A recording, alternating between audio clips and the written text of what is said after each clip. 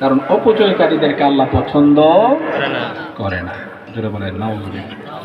আমরা অপচয় করবো না কি করবো না? করবো না। তো মনে করেন কেউ রাগ উঠলে জিনিসপত্র ভাঙচুর করলো, বোঝা গেল সে রাগকে কন্ট্রোল করতে পারে না। যে ব্যক্তি রাগ উঠার পর নিজকে কন্ট্রোল করবে, তার দ্বারা কোনো খারাপ কাজ হবে না। অনেকে তো আবার বউ তালাক দিয়ে দেয়, কি দেয় এটা বেশি, কি করে তালাক দিয়ে দেয়। তো যারা এইসব করবে বোঝা গেল সে রাগকে কন্ট্রোল করতে পারে না।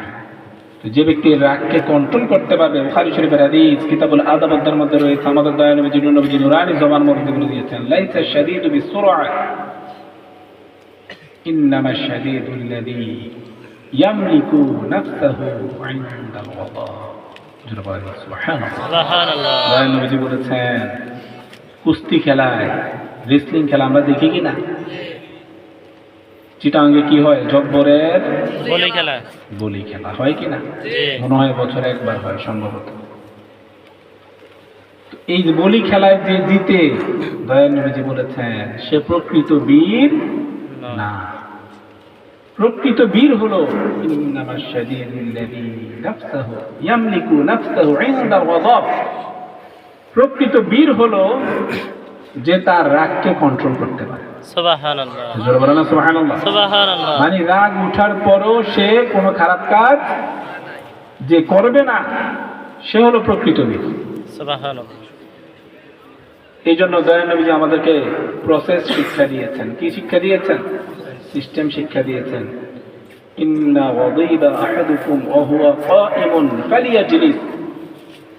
দয়াল নবীজি বলেছেন, নূর নবীজি বলেছেন, ভাইরা আমার, সব সমস্যার সমাধান দিতে পারে কে?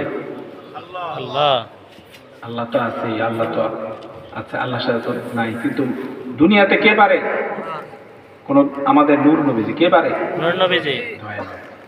নূর নবীজি সব সমস্যার সমাধান দিয়ে দিতে পারে। এমন কোন সমস্যা নাই যে নূর নবীজি সমাধান দিয়ে যান নাই। তো নূর নবীজি কি বলেছেন? ইযা ওয়াযিবা আহাদুকুম ওয়া হুয়া কাইমুন ফালিয়াজলিস। তোমার যখন রাগ উঠবে, আমরা অসুখ হলে কি খাই? ওষুধ খাই। খাই কিনা? ডাক্তাররা অনেক রিসার্চ করে বিভিন্ন মেডিসিন বের করে কিনা? কিন্তু আমাদের নবীজিও সব রোগের মেডিসিন দিয়ে গিয়েছেন। আমি সেদিকে যাচ্ছি না। নবীজি সব চিকিৎসা বলেন, দুনিয়া কি বলে, শারীরিক মানসিক সবকিছু চিকিৎসা নবীজি দিয়ে দিয়েছেন। জাহিরি বাতিনি যত সমস্যা আছে, বাদ নাই কোনো কিছু। তো দয়াল নবীজি কি বলেছেন? তোমার দাঁড়ানো অবস্থায় যদি তোমার রাগ উঠে, তুমি কি করবা? বসে যাবা। যারা বলেন না সুবহানাল্লাহ। ফাইন যাহাবা আনহুল গযব ওয়া ইল্লা ফালইয়াদতাজি'। বসার পর যদি তুমি দেখতেছো তোমার রাগটা কমতেছে না, বসার পর যদি দেখতেছো যে তোমার রাগ কমছে না, ফালইয়াদতাজি', তখন তুমি শুয়ে যাবা। কি করবা? তাহলে দাঁড়ানো অবস্থায় রাগ উঠলে নবীজির হুকুম কি? বসা। বসে যাওয়া। বসার পর রাগ না কমলে শুয়ে যাওয়া। আমরা এটা আমল করতে চাই কিনা? ইনশাআল্লাহ। কি বলছিলাম? আল্লাহ পাক কোরআন শরীফে 82 বার বলেছেন নামাজকে প্রতিষ্ঠিত করার জন্য। আমরা যদি নামাজ না পড়ি, আমরা কাউকে এক কথা একবার দুইবার তিনবার বলে রেগে যাই, সে থেকে আল্লাহ 82 বার বলেছেন।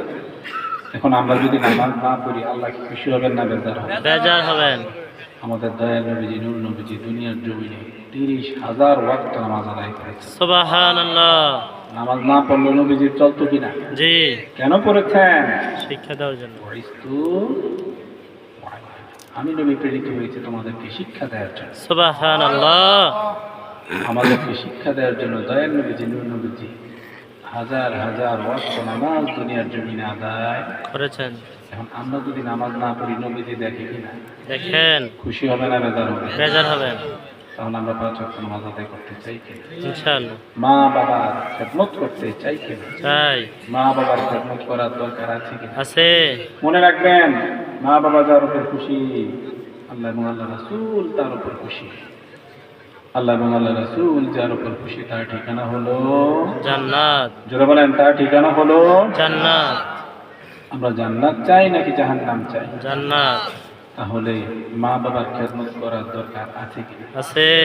মা বাবাকে খুশি রাখার দরকার আছে কি? আছে। মার পায়ের নিচে কার বেহেস্ত? সন্তানের। কথা বলেন কার? সন্তানের। একটা লোক এসে বললো, ইয়া রাসূলুল্লাহ, আমি আপনার সাথে জিহাদে যাব। কোথায় যাব? জিহাদে। আমাদের নূর নবীজি নুরানি জবান মরদি বলে দিলেন, আল্লাহ কামিন উম্মি, তোমার কি ঘরে মা আছে? মা জীবিত আছে? আমি বলল, না না রাসূলুল্লাহ, হ্যাঁ আমার মা জীবিত আছে। দয়াল নবীজি নুরানি জবান মরদি বলে দিলেন, ফালদিমহা ইন্নাল জান্নাতাকা তাহতা রিজলিহা, তুমি তোমার মার কাছে চলে যাও। সুবহানাল্লাহ। জিহাদে যেতে তুমি তোমার মার কাছে চলে যাও। অথচ জিহাদটা কি? ফরজ। জিহাদ কি? ফরজ। কুতিবা আলাইকুমুল কিতাব ওয়া হুয়া কুল্লাকুম, জিহাদটা ফরজ, মানে কেউ করলে এটা আদায় হয়ে যায়, জানাজার নামাজের মতো। তো ভাইরা আমার, নবীজি কি বলেছেন? তোমাকে জিহাদে যেতে হবে না। হবে না, তুমি তোমার মার কাছে চলে যাও, মার খেদমত করো, কারণ তোমার জান্নাত হলো তোমার মার পায়ের নিচে। সুবহানাল্লাহ। من قبل رجل أمه فكأنما قبل عتبة الجنة। জোরে বলেন সুবহানাল্লাহ। সুবহানাল্লাহ।